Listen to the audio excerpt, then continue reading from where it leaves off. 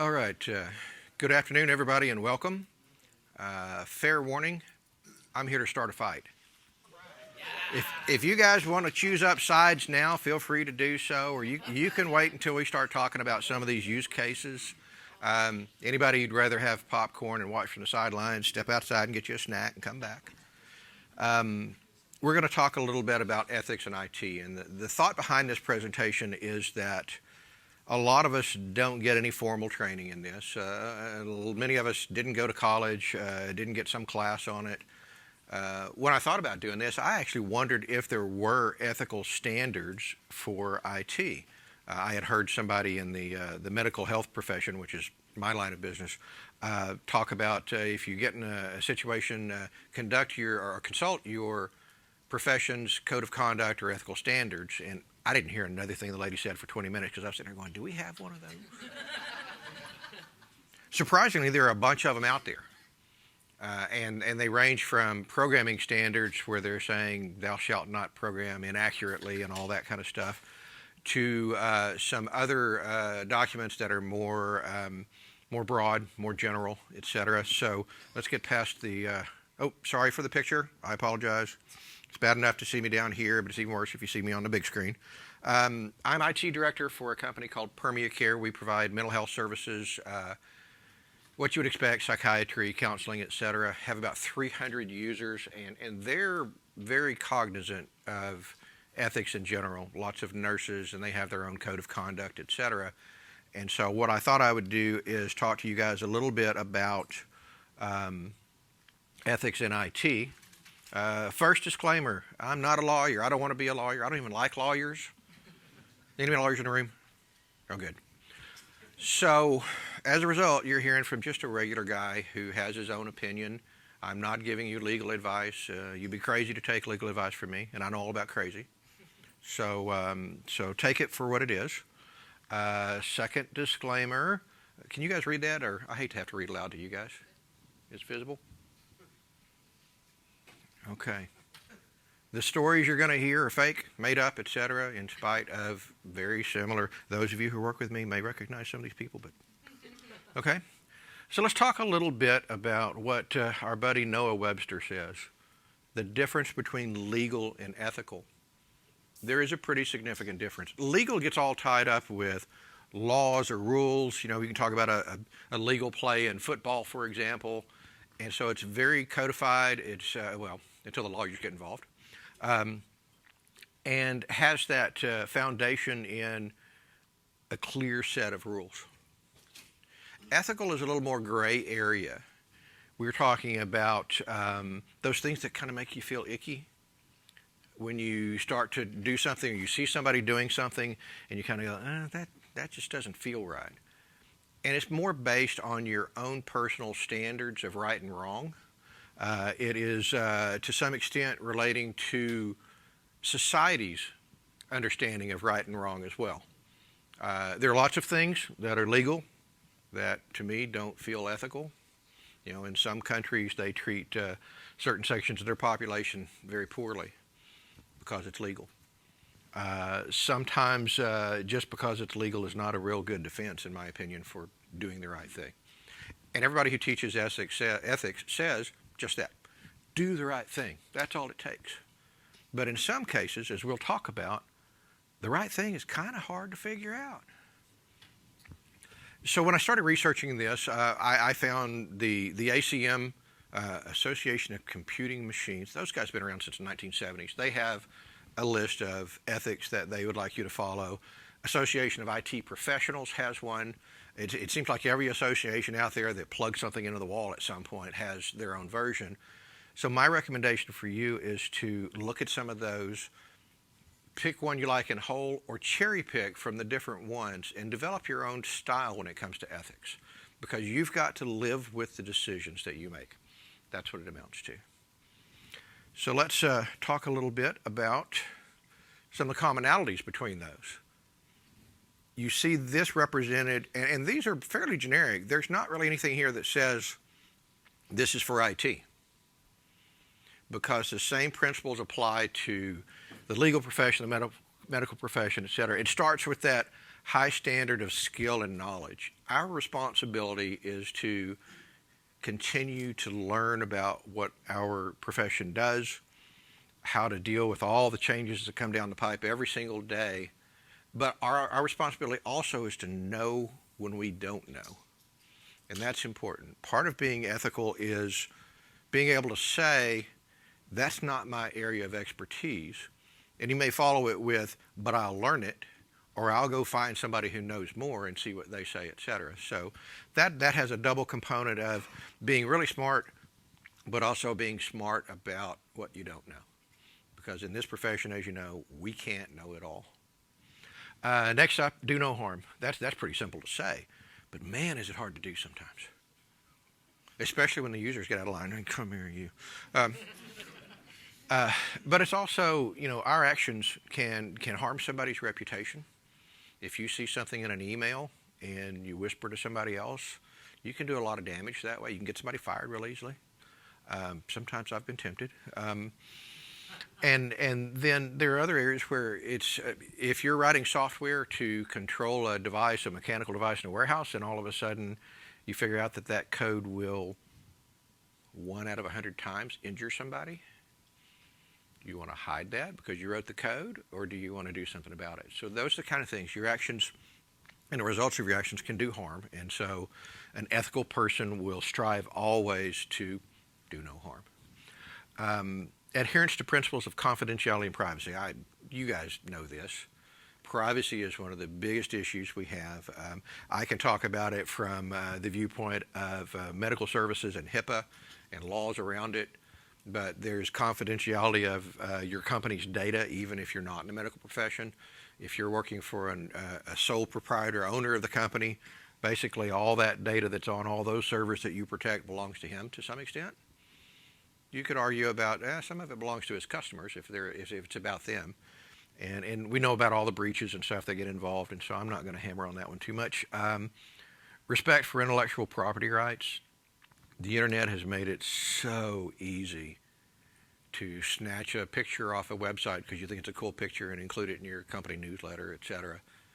And we have to defend that very rigorously. Sometimes that means refusing to install that software on that machine because it was already installed on another one and there's not a license for it.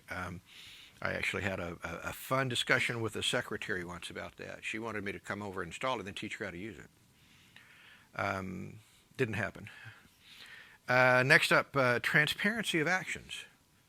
And this kind of goes along with integrity, actions and words, alignment, making sure that when you do things on behalf of your organization as an IT worker, that everyone knows why you're doing it and that they know that it aligns with the goals of your organization.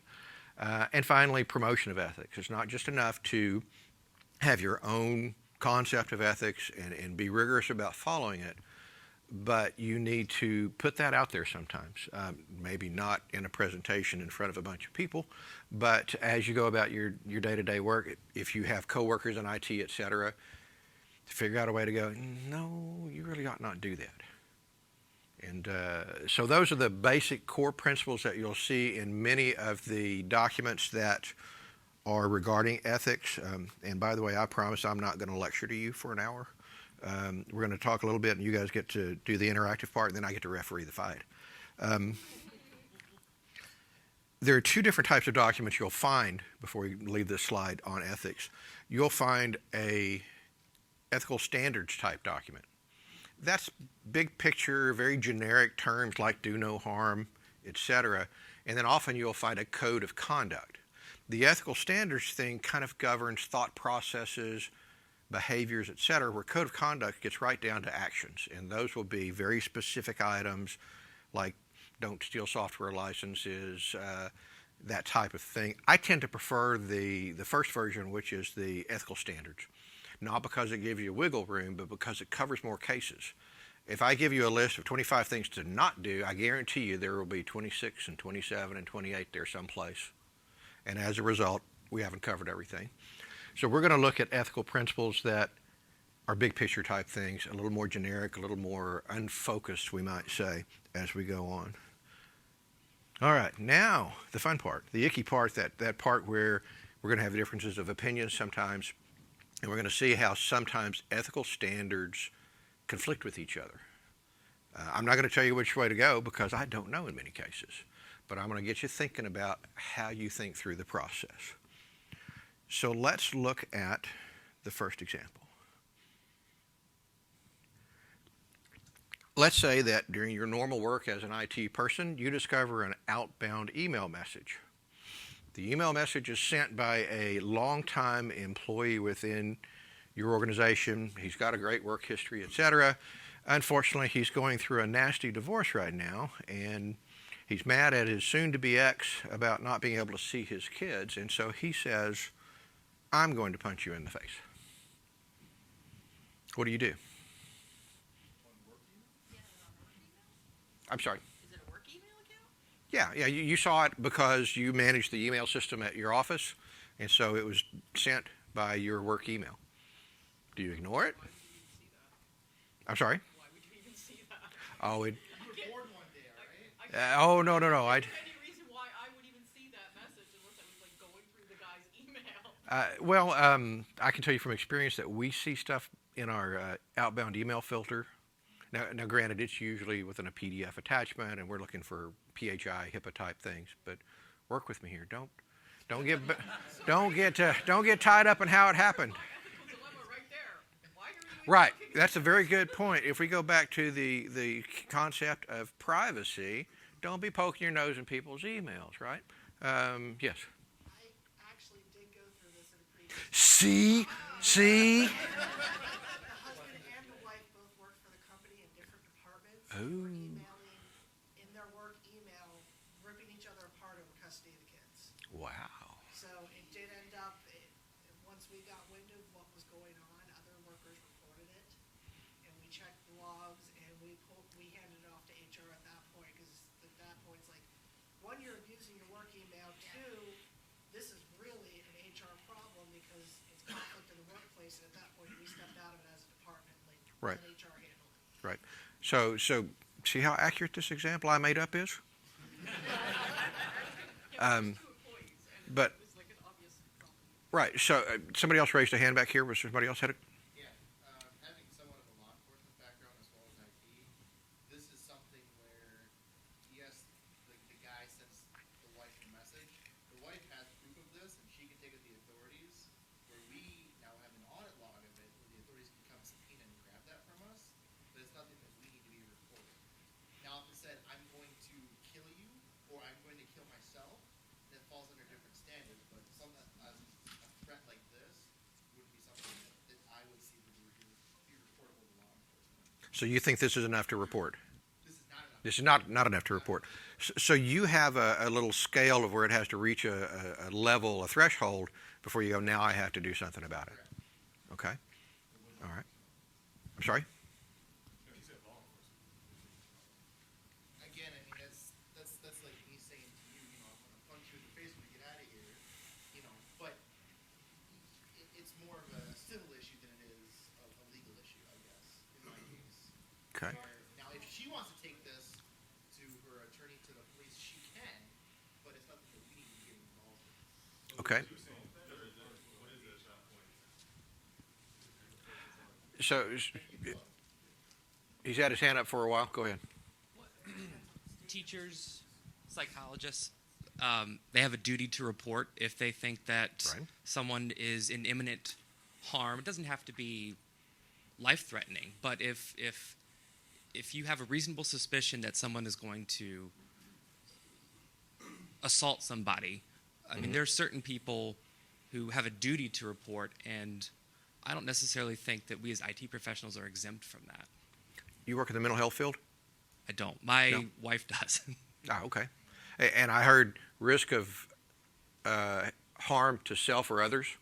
That's a term that mental health professionals use all the time, and that's kind of their threshold, imminent risk of harm to self or others. Yes, sir. As an IT professional, in this scenario, I'm assuming this guy's ex-wife does not work for the company. Right. It's a clear-cut violation of most acceptable use policies. Bundle it up, take it to HR. Okay. Tim, you had a comment? That's similar to what I was going to say. Okay. So, let's go back, way back there. Like every single company will be different. Every single company will be different on the policies and whatnot. And some will say, well, we shouldn't get in the middle of this. Others will say, well, there's an obvious threat to life, or at least of an altercation. Also, kind of like for us specifically, like with what we do, we also like if we hear that from our employee going to their wife, that's something that we definitely immediately has to go to HR because of the work that we do. The work that we do is in domestic violence specifically.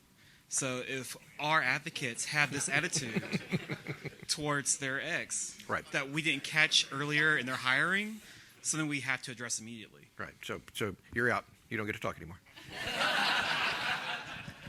There's somebody else up here. We're going to do one more. More of a moderating thing, but I think a lot of She's going to hate me before this is over with. You know what? more of a moderating thing, but I think a lot of these answers are on the basis of like a political or legal standpoint, Right. and I think we probably should focus on the ethical standpoint. Thank you. And personally, in that case, I care more about kind of a rehabilitative approach Easy than for you to a say. punitive approach. Right. So I would probably consider, okay, do I think that maybe HR could be reasonable about this and perhaps offer counseling or something to maybe resolve the issue in another way? Or, I mean, if this person is just so unreasonable that they can't be corrected, perhaps something should still happen. But yes, I would report it. Forgive me for objecting to that, but are you saying that you're going to base your decision on how you think HR is going to react to it? Yeah, and that's the challenge. It's subjective. Right. Right. I mean- That's a good point. Ethical decisions are always subjective. You have to look at your own personal biases. You have to kind of look at where you're coming from. If this guy is a total jerk to IT, you got to set that aside a little bit. You know what I mean? So let's back up and talk about ethics. Thank you for that. What two ethical principles are opposed here? Well, you've got his right to privacy. I heard, why in the heck are we looking at that at all anyway? But you've also got the responsibility to make sure that your action or inaction, sounds like Isaac Asimov, doesn't it? The 3 rules of robotics, through your action or inaction, not to cause harm. So let's take a vote. How many people would somehow report this? Okay, pretty good group. How many would say it doesn't meet the threshold, I'm not going to deal with that? A smaller group. That's interesting. And I'm not going to tell you which answer is right because I don't know. I would probably try to figure out some way to find out more information. But at some point, I'm going to have to make a decision and live with that decision. And that's where that ickiness is. Not just when you see it, but going on. I'm sorry? Oh, sorry. I thought that was a comment. All right. So you guys survived that one. That was the easy one. All right. Let's talk about another one. Oops. I'm pointing at the screen like that makes a difference. Back up. There we go. So, is secure enough okay? Let's say that you've done an IT security analysis. You're looking at where your security is a little bit weak. You've identified some things. You've even recommended solutions. You've come to Spice World, talked to all the vendors, and you've got a list. You take it back to the business owner. He says, yeah, I'll do that one. That one's pretty cheap. I'll do that one. But these last 3, I'm sorry, we can't do that. We don't have the money for that. And you know for certain that you're looking at a pretty huge risk of your company data. I'm sorry? Oh, somebody else is confessing. They've been there. So what do? Do you say, I understand, it's your business, your risk, etc., or do you do something different? Let's pick somebody new. Gentleman in a red shirt. I'll get back to you, I promise. Depends. Depends? Is that what you said? I think if it's the intellectual property of the company and doesn't involve PII or any of those fun compliance type checkboxes, at that point you just say, hey, I'm uncomfortable with this. Write your peace of mind and get your boss to autograph it. Then when it hits the fan, you're covered. If it crosses into other things, then that's a bit of a different conversation altogether. So it's Right. contextual in my opinion. Right. So let's set aside legal. Let's say it's not medical information. It's not a legal issue, not financial information, maybe not anybody's credit card numbers, etc. In that situation, you're saying it's all on the owner of the business. And I'm not saying you're wrong. Don't get me wrong. This situation is the Home Depot breach of a few years back. Because the IT people had recommended changes, the CEO did not authorize them, and they got clobbered. Yeah, and there's that too. Hypothetically. Oh, I know. I didn't quite make it up. So, how many? Just before we get to anything else, how many people go, screw it, I quit? Very cool. Very cool. There are a few. There are a few. Exhausted all your options and you tried multiple times and upper management will listen, I'm not going to put my name on it. I don't understand when I'll hit the fan. As long as I've got CYA. Yeah, CYA. Yeah, exactly. So that's what this situation usually winds up with. If I can document that it's not my fault, then I'm okay. But if I can't get any documentation, I'll get right back to you. And I can't live with putting that data at risk, folks tend to move on. But either way, you've got to weigh those ethical conditions and decide what your own personal ethics leads you to do. Yes, sir. Well, it's more than that. You might be able to have an influencing factor. You might be able to stay on and over time wear down your manager, supervisor, make a case, make a good enough case that they finally come around on it. Right. I heard over here, if I've exhausted all my opportunities, et cetera. So you're absolutely right. It's not a one-shot deal. And most folks won't decide to quit the first time that happens. Not that. There are other things that, oh, yeah. Yes, sir. This is basically what consultants go through all the time. They talk to the business owner. The business owner says, okay, we can do A, B, and C, but can't afford D right now. And you just have to find a way to mitigate that and make sure that they understand that this could be a existential problem if something goes wrong. Right. And as long as they understand, I don't feel you can do any more. Right. And your CYA is about 5 pages long with 3 places to sign? I don't blame you at all. But you're absolutely right. Even as an external consultant, you have to deal with ethical decisions and the right thing to do. Okay? So who just kind of coast? Anybody just kind of says, your business, your problem. I can find another job later. Thank you for your honesty. Saw one more. Yeah. Okay. And who, once again, we saw 2 or 3, about the same number, who went, nah, I'm out of here. I'm not going to jack with this, et cetera. So everybody else is kind of going to work at it and work at it and work at it and see what happens. Okay. All right. Let's try the next one. Yeah, number 3. In this case, let's say you are an MSP or maybe a programming shop, et cetera. You work for them and you've got a customer kind of slow to pay. Eventually they pay you, but they keep citing, bad cash flow, et cetera, those kind of things. And then you're working on a big project. It's almost done, but your boss is really worried about whether he's ever going to see that last payment. And maybe it's half the cost of the project because he let them pay at the end for once it was finished. And so he asks you to do something that will disable the product should they not pay. How many people have heard this story before? Either in real life or you've heard people speculated about it. It's not that uncommon. So the question is, do you do it? No. Lots of no's. Yes? For us, we have an application that relies on customers paying us. So what do you mean by kill switch? Do you mean just turn off their accounts? It could be disabling accounts, right? It could be disabling accounts. It could be putting something in the software so that next time they try to launch this custom software you've written, it refuses to launch. It could be something as simple for you network folks in the room, not saving the network configuration to the router's stored memory, so the next time the router reboots, it won't be configured properly. But I mean, Oh. somebody's account because they didn't pay you. I mean, if you don't pay your electric bill, they cut you off. So There you go. The electric company is famous for cutting you off, et cetera. So the issue here is, your responsibility to the business owner and your loyalty to the business owner and that type of thing versus the consequences to the client. And back to that do no harm thing. Yes, sir. In this instance, Okay. You stole one of my questions. I was going to say, well, what about notifying the client? Would you tell them yourself if the boss wasn't going to? If the boss wasn't going to, absolutely, and then I would start polishing my resume. That's a running theme here, is that sometimes if you stand up for your ethics, then you need to be willing to take action, even if that means moving on.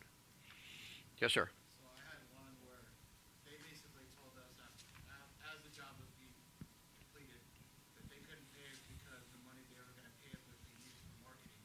They would pay us 6 months later. In that scenario, we did cut service at that point when he notified us in writing that he wasn't going to pay us because they had to market their golf course. You know, if not, they wouldn't get any additional revenue. So they couldn't afford to pay you because they need to spend money on marketing to make more money to pay you. They spent $8,000 on marketing instead of paying us. Okay. I think like $1,500. So let's chase that rabbit for just a minute. What if the excuse was their business owner just had a heart attack and he's in the hospital, he's going to get back on his feet, etc.? Does that change your need to get my money now? Maybe not yours, but your employer's. I'm sorry? That's up to them. That's up to who? The employer, the company. If Okay. they wish to give that client grace, then that's something they can negotiate with them. It's not up to me as an IT person Okay. to decide to let them go or not. Understood. And if the owner says, I don't care the excuse, I want my money now, or we're turning it off. I might polish my resume because I'm currently working for Scrooge. I think most people would be All right. Back here. I think I have more concerns with the boss, the fact that he didn't properly negotiate terms that had an effective master service agreement that would have allowed for protections in these sorts of cases. So that if they're like, hey, they violate, they don't hit the milestone, they don't pay, we have some course of action. So I think I'd be looking more like, did you do it properly ahead of time before we got to this scenario? Because I feel like a lot of that is preventable, having gone through and redlined and worked through those MSAs before we've even done the deals, where you have to have really strong legal representation, regardless of the size of the customer you're going against, you know, whether it's at Google or Microsoft, whoever, as long as you have those protections and they're aware, it's like, yeah, we don't want to screw people intentionally, but it's like, you have to kind of have that for yourself. So I think I would tend to question if the boss coming and was bringing this, not so much like asking for it, but rather like, you're not having the vision ahead that I would be looking for someone that I would look to lead. Okay. So you would be working for a Scrooge that doesn't pay attention to details. Okay. All right. Any other comments or questions?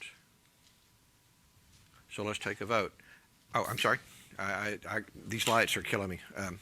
Go ahead. Hang on just a sec. She's going to help you out. I feel there's an ethical issue if you terminate service for a client because it could be a service that is, contingent to them running their business. You can pull back service and support, but you can't stop their email, stop their database because that's the function of their business. Right. So they you're can- concerned I that think they doing can that goes sue too you far. for doing that. Okay. Yeah. The issue here is kind of one of the potential to do harm, and potentially to put that business out of business, versus your need to be loyal to your company, et cetera. Was there another hand?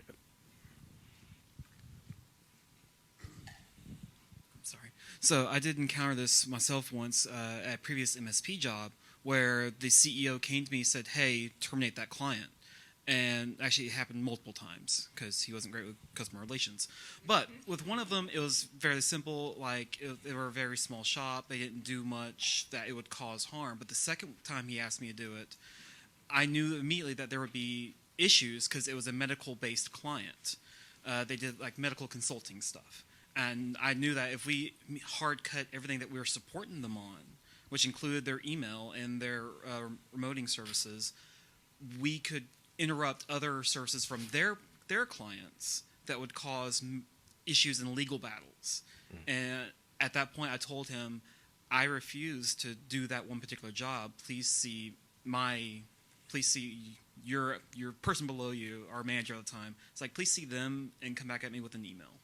Because you don't realize the ramifications of what you're asking me to do. Right, right. So you have a bit of an obligation to try to educate folks who are asking you to do unethical things and do what you can there. And sometimes that's easier said than done, especially when it's the owner of the company and it's my way or the highway. Okay, so how many people actually do it? How many people here would insert the kill switch? Okay, and how many would say, "Nah, I can't do that for you"? Well, the no's have it on that one. But you see, it's not unanimous because there are a lot of things to think about, and you have to weigh what your decision is, and you have to live with that decision. So let's move on.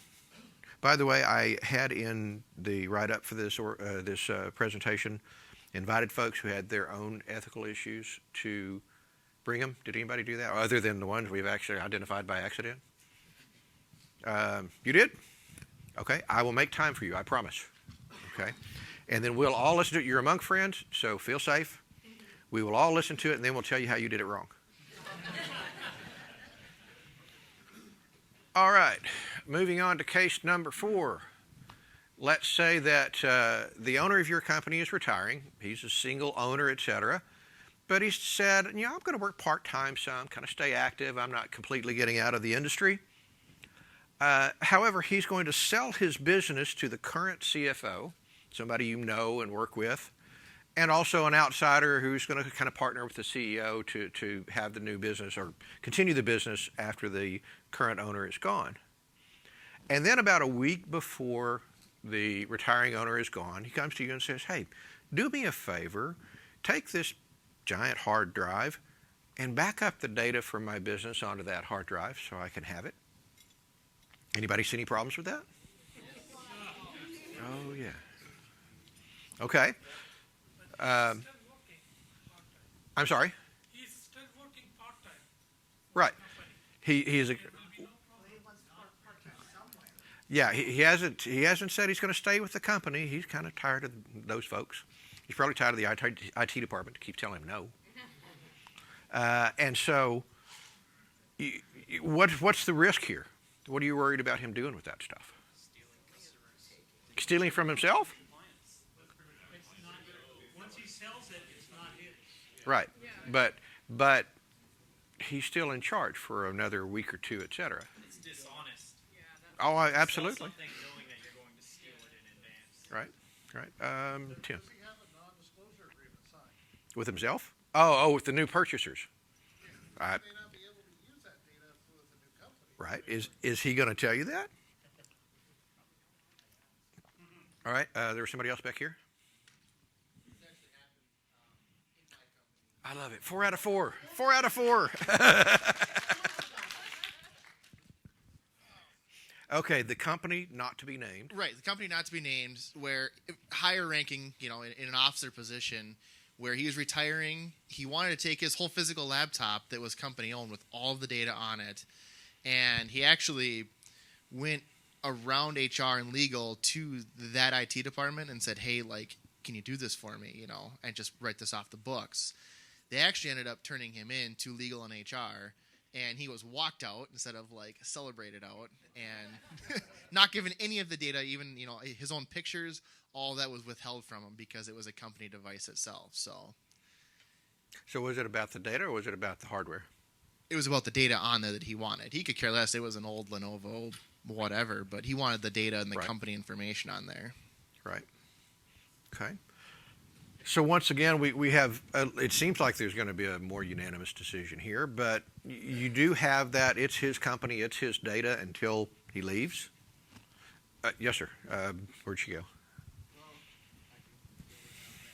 I would say as kind of a counterpoint to all of this, he is the owner, it's his data, and if he does something that he shouldn't be doing, that's probably a legal matter.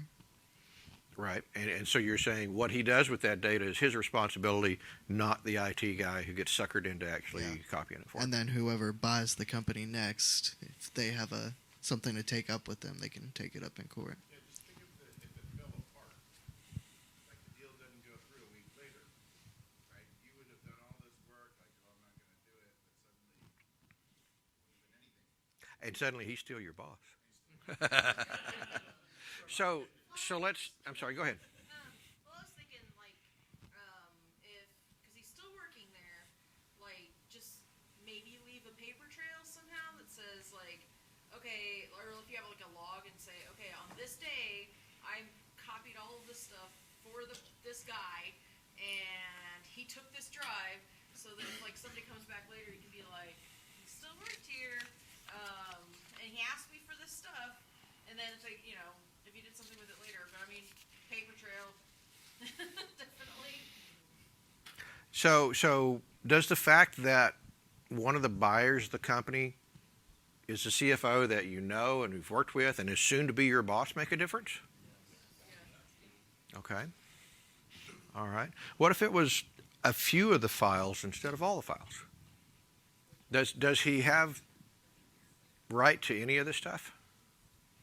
It also seems like he's asking you to perform a fairly basic task. Mhm.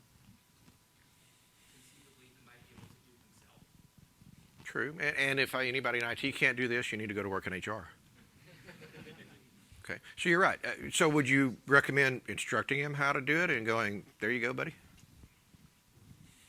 don't know if I personally would do that, but I could understand if someone would make that argument. Okay. I think you were first. Go ahead. I don't know about anybody else, but everywhere I've always worked, I've worked for smaller companies, smaller nonprofits. Everywhere I've been, my boss in IT has been the CFO. It's usually IT director, CFO. So technically, I could argue I have to report this to the CFO. He's my boss. I need his approval. Yeah. So you get to go through the food chain and coincidentally report it to the new owner by reporting up your food chain to get there. Well, isn't that convenient? Yes, ma'am. For me, I think my problem with this is not so much that he's asking me to do stuff, because our CEO asks me to do stuff like this all the time. It's like, hey, can you back up my stuff? Sure, I can back up your stuff, but I'm not giving you customer records, because why do you need them? You don't Okay. need the customer records. You're selling the company. The customer records need to stay in the application, and you don't need access to customer records. So for me, that would be like, why are you taking that stuff? I mean, I can give him his stuff, but I'm not going to give him customer stuff. So is the fact that he's kind of expressed an interest in working part-time, staying active, does that impact it any? The fact that you know he may take all those records to a competitor? No, it's the fact that it's customer data. Like, Okay. why do you need customer data? Right. Like, So- if you're leaving somewhere, then you're not taking the customer base that we already have with you. Right. Plus, it's private information that, you know, I think we have some kind of legal obligation to protect. So, I mean, I'm not going to give him that. Right. So for you, protection of the customer data, the privacy piece of it is more important than any other consideration in this particular example? I think so. I mean, I have no problem backing up people's data and giving him his own stuff on a hard drive, but when it comes to customer records, I don't see any need for him to have that. Okay. All right. Yes, sir. Yeah, and then kind of the last 2 points to piggyback off that a little bit, whether or not I'm accidentally reporting to the CFO, I'm specifically in this because that's my new boss. That's the new owner of the company. And I already know who that is. So there's 2 people that get to make that decision. There's 2 CEOs in my eyes. And then, yeah, to look at the data belongs to the company. I don't care if you own the company now, you're not gonna, and it belongs to the company. And that's where it's gonna stay until I talk to the other people. Okay. Make a difference if it's 6 months then? If I know he's leaving, no, not at all. He leaves in 6 months, he leaves in a year, he leaves in 6 years. Part of these is, we're not privy to a lot of things. If the CFO, they would have had a non-compete, there would have been a giant contract to address all these. We're putting opinions on things we're not even privy to. Right. If the CEO said, hey, you might be able to do this, you can start up a company to compete with us, we don't care. Then does that change stuff? Right. So are you saying just do it and let them figure it out? Let them work it out? Yeah, unless the CFO has put in place something when he's purchasing. This is what companies do. They put in place a stopgap to say any data has to be done by this time. Any changes have to be approved by me and a review the week before, the day before, things like that. Otherwise, we're just speculating on everything in our own opinion. Right. And that's well worth making the point, a lot of times you don't know all the details. And so before you decide one way or the other to act or not to act, etc., you need to do what you can to find out those details. And then that'll help craft your response, make you a more informed decision, etc. Yes, sir. I fully expect to go through a situation similar to this probably within the next 5 years. Don't call me when you get there. I work for a family business that's been around since the mid-50s. Our owner is in his mid-60s right now, and he's been in the company since he was a teenager, mostly in sales. I know for a fact he uses the customer database as a personal contact list. He has friends that he's met that are customers that I know he will want to take that information with him when he goes. So, I mean, this is something that's going to happen for me. I also already know the succession plan for when he does finally retire. So, yeah, if, there may be a legitimate reason for this business owner to be asking for customer information. Okay. I think the other thing that might be a valid reason is maybe he didn't sell the accounts receivable of the company. Maybe it's just he sold them the products, the equipment, the property, and all the minions that work for him. And he may need to go do collections on that. That's why you need to ask more questions, etc. Yes, ma'am. Just to kind of comment on your situation with your friend, the owner has friends. I kind of feel that if you have friends, you already know them. You already have their information, so he wouldn't need to have their, like. I know for a fact he uses our CRM software as his personal contact details. He needs to like put those in his phone. So you may be faced with a little bit of extraction work to separate personal from business. Yeah, back there. There's another layer missing, I think, because we're talking about sort of this interpretation between the individuals in the company. But I know for me personally, I deal with the customer contracts. It's getting stickier and stickier to like say how and what you do with customer data. Mm-hmm. The interpretation of what is like within scope is getting trickier and trickier. It's not necessarily is it end user PII type stuff. Right, So right. it's like there's that added layer of you don't know with this request contractually what we would be obligated, especially when we're saying an external hard drive, which is like even a little bit more extreme versus like whatever has already been defined within scope to say where our data comes from. Right. So, Like that to me would raise a red flag. so am I hearing if you did it, you'd be encrypting that drive? Well, first the big question who could actually, because it's customer data, I would want to know like, am I actually allowed to do that? Right. We could be in breach. Right. Yeah, and you guys were very nice to me in letting me set aside all the legal ramifications. You've got GDPR, you've got HIPAA. We've talked about that a couple of times, et cetera. So there are those kind of concerns, but I don't want us to get involved or bogged down in legal versus ethical if we can. Well, touching on, I thought he was going to go there. I think you're leaning into that, like There you compliancy. are. I couldn't see who was talking. It's like I'm hearing voices. Like compliancy and audit, especially like dealing with rules and stuff. So like, just to keep yourself plausible, deniably out of a compliance officer's Right. office to explain why you copied data to a hard drive. I wouldn't want to do it. Okay. So any other comments before we vote? Oh, yeah. Go ahead, and then we're going to come up here. Business analytics on it to try to sell the business for more money. Right. So again, a lot of these we're speculating on so much, and most of the time we're not at a level that we would even know what's going on. Well, the CEO doesn't announce to us, "Hey, I'm leaving to copy the data," So it's much harder to make these decisions most of the time. Sure. We call that above my pay grade, right? Up here, please. She's up. Sorry. So, like with a lot of these ethical questions, I think the way the question starts can end up somewhere completely different because of the implied consequences of the question. Mm-hmm. So, the original question was, whose data is it? And personally, I believe it belongs to probably the new CFO once the deal is complete, and that it's not ethical for him to do sell it and then knowingly take the data.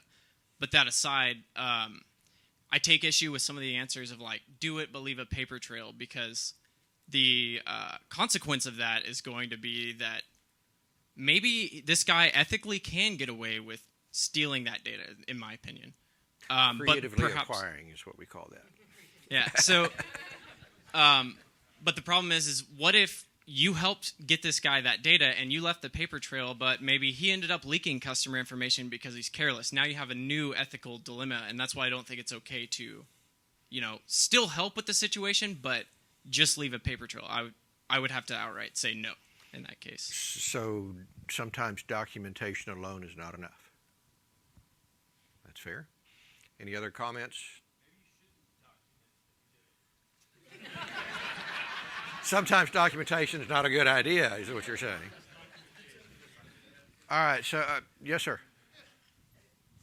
One thing that just occurs to me is if I go ask the CFO if this is cool, I'm looking out for the company. I'm not the bad guy in all of this anyway. Right. Who's going to be mad at me for going, hey, am I bankrupting the company? Should I not do that? If anybody gets mad at me, they're probably the ones in the wrong. Understood. So how many people refuse and go tell the CFO? Okay.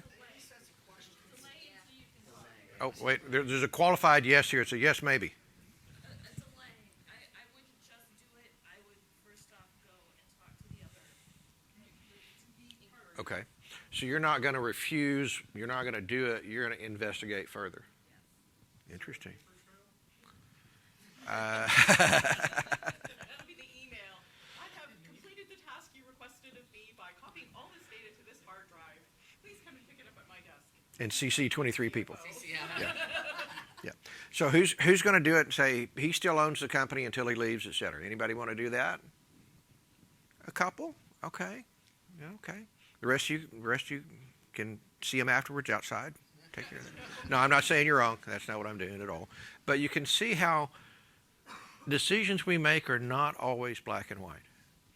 We have to weigh those ethical standards and figure out to the best of our ability what to do. We won't always get it right, but if you can, at least in your head, and when somebody asks you, explain your thought process, then you're on a good trail. Now, I promise to get back to the example that was brought to us. Names changed to protect the guilty, please.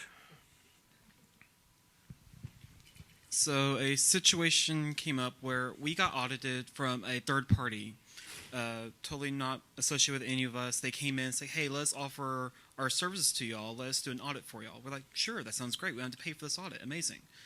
We got the results back, and the results were basically, you're not saying what you do, you're not doing what you're saying. And we took that to the CEO, say, hey, we need to make these changes outlined right here to be more compliant.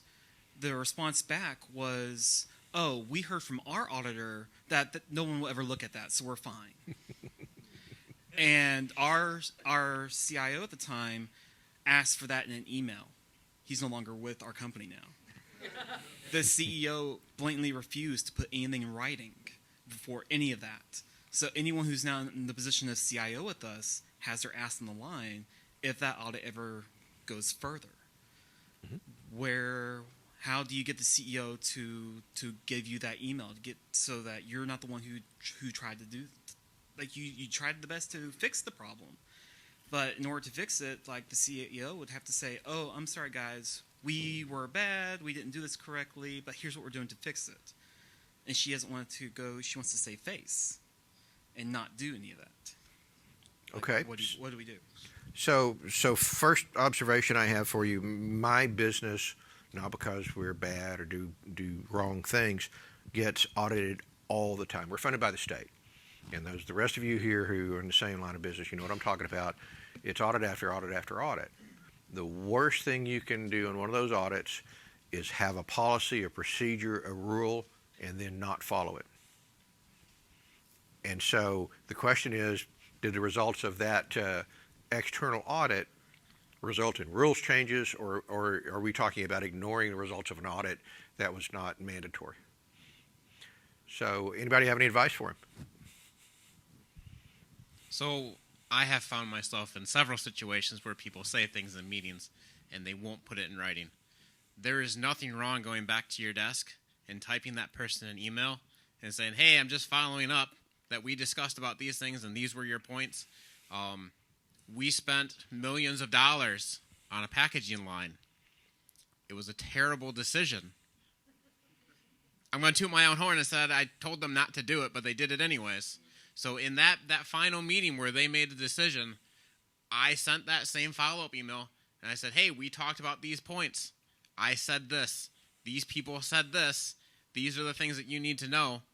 And I sent it to the people in the meeting, and 6 months later, it didn't pan out well. My boss is mad at me. I'm like, I told them not to buy it. Didn't you see the email? Didn't this person who's like high in the level, share the discussion points? So I sent that email to my boss, who then sent it to the CEO, who, it made its rounds. So you can always cover your butt.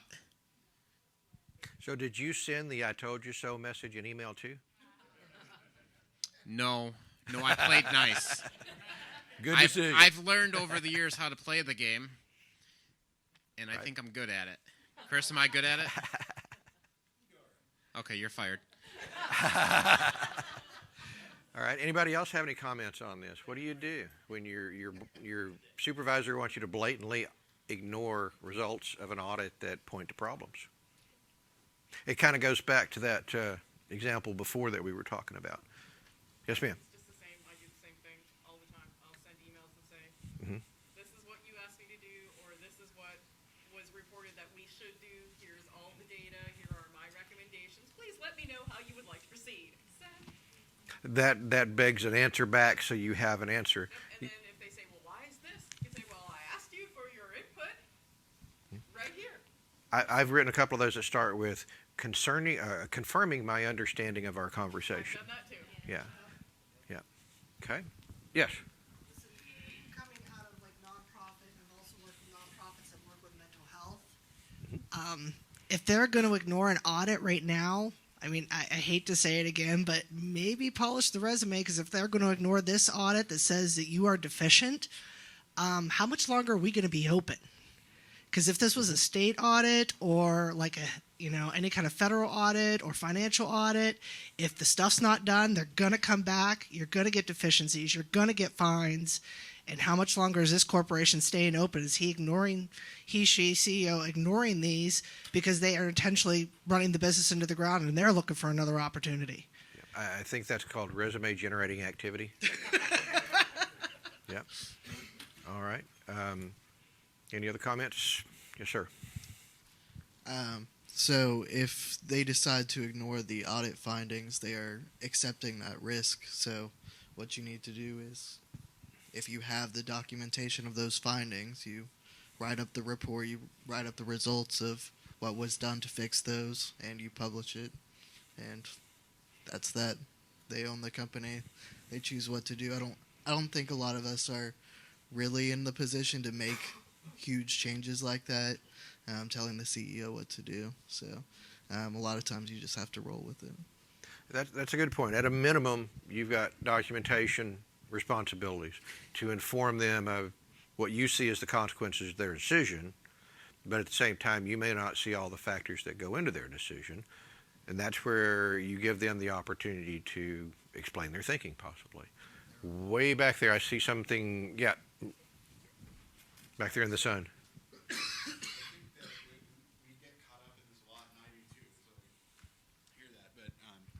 Like, we get caught up in CYA, and like, I'm not really, like, I think it depends, man. Like, can you sleep at night? Like if it's something that's do no harm, transparency, like, these things are important. So like, I'm not really worried. Like, yeah, I don't want to be like liable, be caught holding the bag, but I also want to make sure that I didn't do something that like hurts somebody. Okay. All right. One more, and then we're going to move on, if you don't mind. I think in this situation, unless you're in the position right underneath the CEO, there's always somebody else you can talk to, maybe. How did I know she was going to say blame it on your boss? Well, she works in a for lot me. of situations, I mean, as a sysadmin, I have a boss that's in IT, and when I hit a problem, I usually go to him, and not to just get it off of me where I don't have to make the decision, but just because he's been around a lot longer and he knows more, and he's standing up there. But obviously, he knows a lot about ethics. Say something nice. Yes. He's a real jerk. No, I'm kidding. But Nice as she's been to me the in months. thing that, like in this case, you would, if the CEO is just not going to be compliant with the audit, not going to make the changes, and not going to let you document anything, you just have to decide if you can live with that. I mean, if it makes your stomach hurt to go to work, then you're just not in the right job. I mean, Right. and if somebody's going to get harmed because of this ignoring the audit, I mean, there may be outside avenues to report that. Right. So she's making a good point. You don't have to be on an island with this stuff. Sometimes it helps to talk to somebody else about it, whether it's your boss, a coworker, if you feel comfortable doing that, or when all else fails, you can always send an anonymous letter to Dear Spice Rex.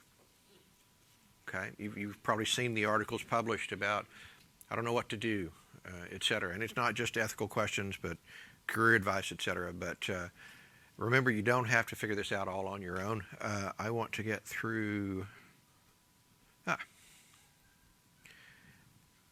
There's a link in my last slide for resources to an article from IT World Canada. Sometimes the Canadians know what they're talking about. On how to handle an ethical dilemma. So it's not about what your ethics should be, but kind of some steps to take to help you work through the thought process. We start with identifying the key ethical issue, and that happens when you kind of get that knot in your stomach. Sometimes it's that subtle. Sometimes it's, oh, hell no, I'm not doing that. Okay, but it can happen either way. And then you need to identify what ethical imperatives that are relevant to the situation, that conflict between privacy and do no harm and things like that. For example, if we go back to our very first example, that email with the threat in it, does it make a difference if it's an outbound email from an employee to a spouse? What if we flip it around? And now instead of it being a man who's getting divorced, it's a 64-year-old grandmother who works in accounting, writes your paycheck electronically, and her grandson is threatening her if she doesn't buy him an Xbox or whatever. And so you look at those aspects, and in my opinion, it doesn't matter. It's still a threat. A threat's a threat, et cetera. But sometimes you get nuances there that you have to work through. And so what you want to do is figure out which of multiple ethical standards are starting to kind of conflict there and which way you want to go. Number three, you like it or not, we all want to be those robots that were talked about earlier today and be Spock and do everything logically. But it doesn't always work that way. And so you have to be able to process the feelings and intuitions that come up in this situation. You know, maybe it is just that queasiness that you've got to listen to, that little nagging voice in your head that says eat another burger, but that's a different story. And be able to look at that and think about your own motives and biases. We kind of talked about maybe this guy that's wanting you to do something hates IT and he's been a pain in your rear for a long time. Or maybe it's the owner that's had the company for 30 years and you've worked for him for 15 of them, et cetera. So try to set aside your biases and think about what a disinterested party might do. Okay? And then consult trusted advisors, your boss, other IT professionals you know, et cetera. And finally, make that plan and take action. That action may be refusing to do something. It may be documenting something you're doing. It may be talking to somebody. The point is, have this in your head and take the time to look at some of the ethical standards that have been published. I will go ahead and move forward. And they're supposed to share the slide decks, and so you guys will have this. These are just a few that came up. Everybody knows about SANS, and they have their own IT code of ethics. The ACM I mentioned, that article from IT World, and the Dear Spice Rex thing. These are just a few of the many resources out there where you can research and read about IT ethics. Thank you for making my job so easy. Thank you for participating, and I certainly hope you enjoy the rest of the conference.